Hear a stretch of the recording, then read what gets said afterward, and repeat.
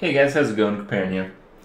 So today I'm going to talk about what I'm going to be doing in Path of Exile, at least for the next week or so. Because after that, may or may not do a few other things while I'm down in California for BlizzCon.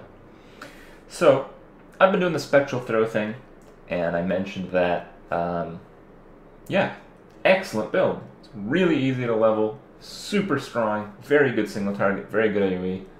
Then you get to a group scenario and everyone else is Spectral Throw and you cannot kill anything. So as a result, I've decided to think about the most OP group build possible. And I want to show you guys what I've come up with, my reasoning behind it, and why you may or may not decide to think about a group build in this way. So this is kind of the build here. I'll leave it in the background for you guys. You guys can start guessing what it is. I'm sure you guys have an idea. But the idea is that Discharge in the last like pretty much patch and last round of leagues in Path of Exile was probably the most OP thing ever. Like back then, people considered Spork Totem like the most ridiculous thing ever, and Discharge actually did more damage and cleared faster. So that's how insane it was, but you know, it was a pretty expensive build to make, so not a lot of people made it. This time around, it's probably a little bit cheaper, but the risk is really high.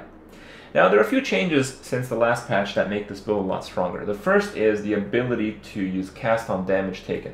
And this is really important because if you played a Discharge in the last build, the issue was you just didn't have enough time to cast everything you wanted. So you had to, run into a pack of monsters, curse them, Enduring Cry. If you're dying, Molten Shell, then Discharge. So it's a few too many things, and a lot of these don't give you immediate life back. So the cursing, you don't gain life back. The putting up the Molten Shell, you don't gain life back. Putting up Enduring Cry, you don't get life back. So you have to survive that period. And then you discharge and you get your life back. So your buffer needed to be a lot higher.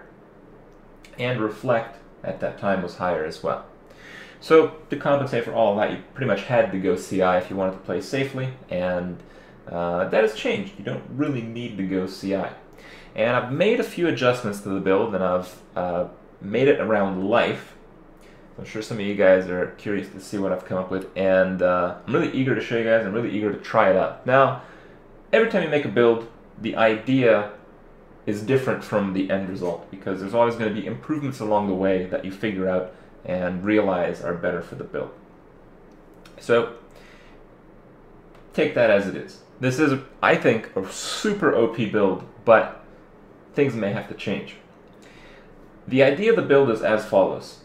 You get 2 additional curse items. Yeah, I don't really get the extra curse thing, but I could.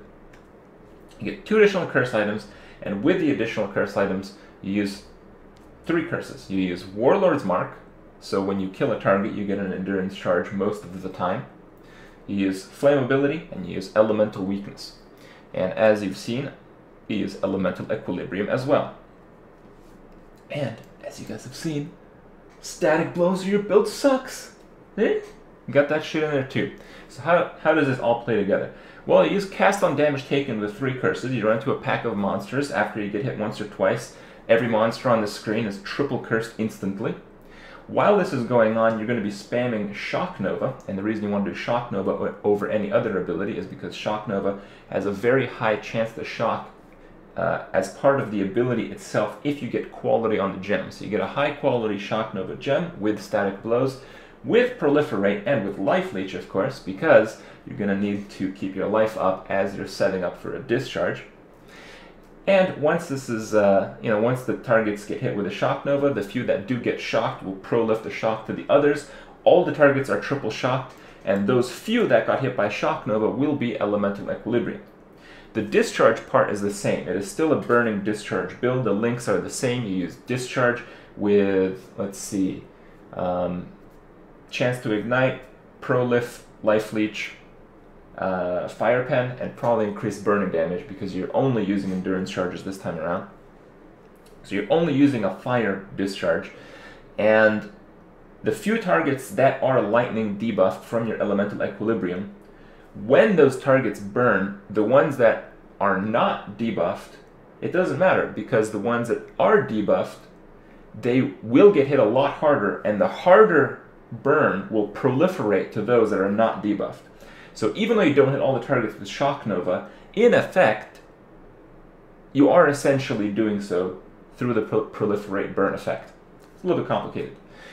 And you get the cursing. So the resistance of the monsters gets destroyed, and you get this instantly. You don't need like another player to help you do this. The other side of things is once the monsters are burning, I'm going to use an Ice Nova gem just to, cast Ice Nova and re-debuff the monsters, because the Discharge makes them fire resistant.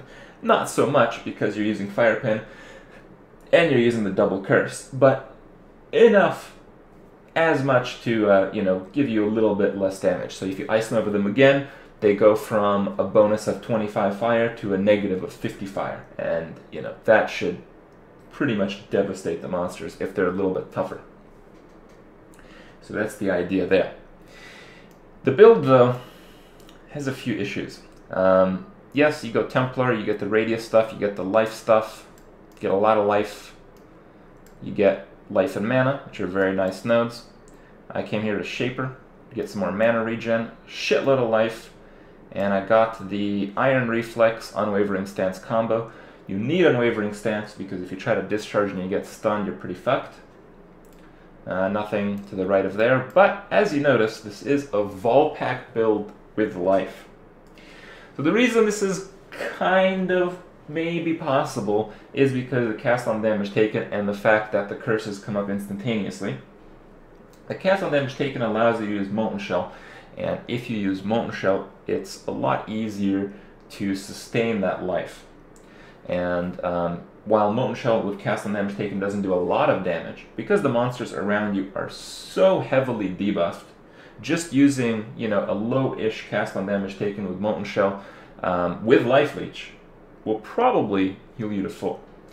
I'm not planning on using Enduring Cry with the cast on damage taken because of the Nullifier mobs. The Nullifier mobs remove all the charges from your character, so if you use Enduring Cry on cast on damage taken, you won't really have control, and you won't be able to, Enduring Cry and then quickly discharge before your charges get eaten away.